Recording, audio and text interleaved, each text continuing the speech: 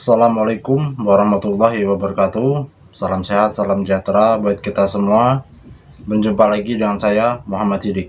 Oke teman-teman sekalian, pada video kesempatan kali ini tak lupa saya doakan bagi teman-teman sekalian, semoga diberikan kesehatan, dilancarkan rezekinya, serta dipanjangkan umurnya. Amin amin ya rabbal alamin.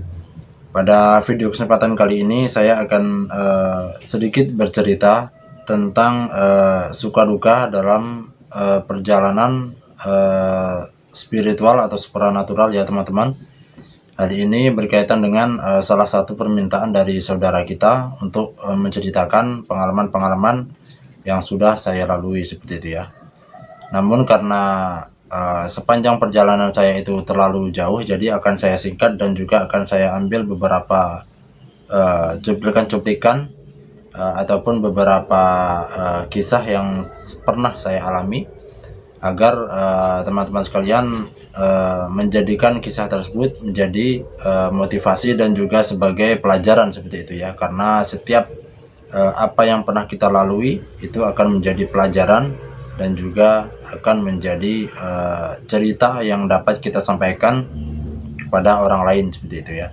Oke teman-teman sekalian, sebelum kita memulai pembahasan, bagi yang belum subscribe silahkan di subscribe terlebih dahulu, karena dengan Anda subscribe nantinya tidak ketinggalan notifikasi dari video yang nantinya akan saya upload.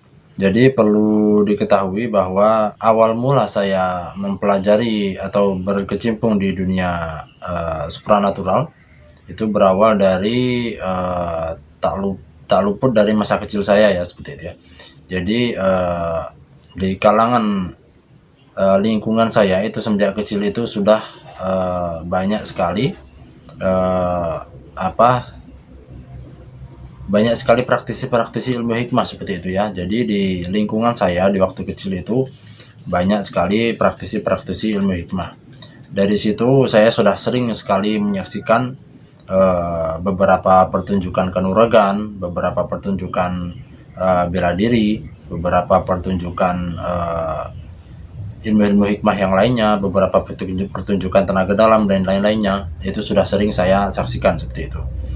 Seiring berjalannya waktu, saya juga semakin dewasa seperti itu. Saya memutuskan untuk mengaji seperti itu ya, lebih tepatnya, atau mondok pada suatu pesantren. Di pesantren tersebut saya belajar ilmu agama seperti biasa. Dan juga di situ alhamdulillah saya juga dikasih pelajaran tentang ilmu hikmah, baik doa-doa, baik hizib-hizib maupun doa-doa yang lain seperti itu ya. Dan juga beberapa tirakat puasa yang sangat melelahkan dan juga beberapa zikir-zikir yang sangat panjang sekali. Terkadang saya memulai zikir selepas sholat isya dan juga selesai di waktu azan subuh seperti itu ya.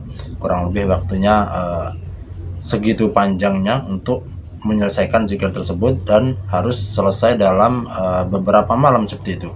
Terkadang harus selesai 3 malam, terkadang harus selesai 7 malam, dan juga terkadang harus selesai beberapa bulan seperti itu ya. Dan itu siang harinya itu diiringi dengan berpuasa mutih seperti itu ya. Jadi dapat dibayangkan kita tidak mempunyai tenaga yang cukup seperti itu ya. Siangnya kita berpuasa hanya berbuka dengan nasi putih dan air putih saja, kemudian malamnya dilanjutkan dengan zikir semalam suntuk tanpa tertidur. Dan juga saya juga diberi pelajaran berbagai cara-cara ataupun berbagai doa-doa untuk memelihara atau membuat air pengobatan seperti itu. Jadi membuat air pengobatan untuk orang-orang yang terkena gangguan gaib misalnya, juga terkadang untuk mengobati orang kerasukan, bagaimana caranya dan juga bagaimana tekniknya. Tentu saja disertai dengan praktek-praktek di lapangan seperti itu ya. Jadi saya juga sering mendampingi ustadz saya atau kiai saya dalam beliau mengobati orang-orang yang terkena gangguan gaib dan juga orang-orang yang meminta jasa beliau. Kemudian seiring berjalannya waktu, saya tidak lagi mondok di situ. Kemudian saya masuk dalam dunia kerja seperti itu. Kemudian saya belajar belajar bela diri seperti itu ya. Bela diri yang saya tekuni itu adalah bela diri pencak silat seperti itu. Jadi di pencak silat tersebut saya belajar selain bela diri, dan juga saya belajar kebatinan, dan juga saya belajar olah nafas, teknik pernafasan, dan lain-lainnya, baik itu pernafasan energi, baik itu pernafasan pematahan benda keras, baik itu pernafasan untuk pengobatan, dan juga macam-macam yang lainnya. Jadi di pencak silat tersebut sudah sangat lengkap sekali, dan juga sudah sangat sudah sangat lengkap pelajarannya seperti itu ya. Jadi dari mulai olahraga, dari mulai kesenian, bela diri, dan juga kerohanian, dan juga ilmu-ilmu pengobatannya itu sudah sangat lengkap sekali. Kemudian saya belajar di pencak silat tersebut kurang lebih selama hampir 2 tahun seperti itu ya. Jadi berjalan 2 tahun tersebut saya menimba ilmu di pencak silat tersebut. Banyak sekali yang saya pelajari, dan juga banyak sekali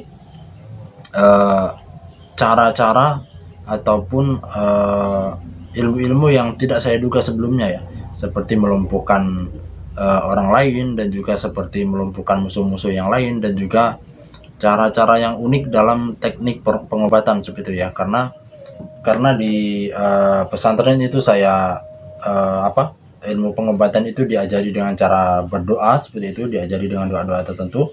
Namun di pencak silat ini cara pengobatannya yaitu dengan cara metode pernafasan ya. Jadi dengan teknik pernafasan untuk pengobatan seperti itu ya. Jadi sangat berbeda sekali seperti itu, sangat bertolak belakang dengan yang saya pelajari sebelumnya.